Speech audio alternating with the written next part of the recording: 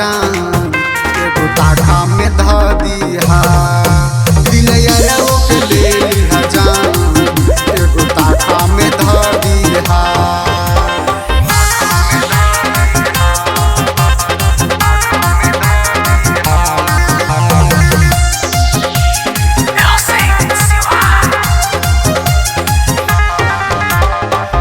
रही ना भतार जब देख लिहा दिल हो हम तोहरे पास रहब हो जाई फील हो।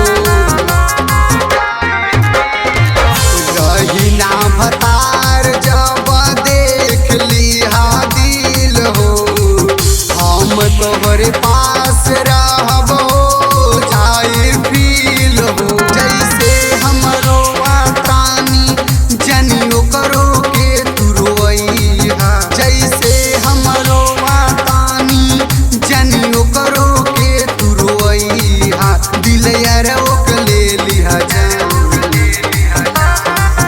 दिलयरवो के ले लिहा जान एगो ताखा में ध दिहा दिलयरवो के ले लिहा जान एगो ताखा में ध दिहा।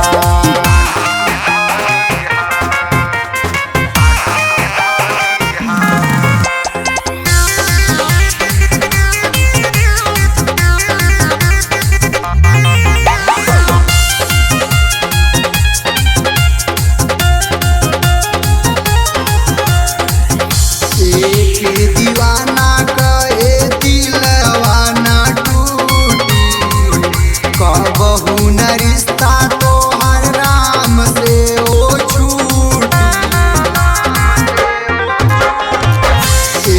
एक दीवाना कहे दिलवा ना टूटी कबहू न रिश्ता तोहर राम से ओ छूटी। बस एक गुजारिश तुमसे बात केहू के नाही भूलैया बस एक गुजारिश तुमसे बात केहू के नाही भूलैया दिलयरवो के ले लिहा जान दिलयरवो के ले लिहा जान एगो ताखा में ध दिहा दिलयरवो के ले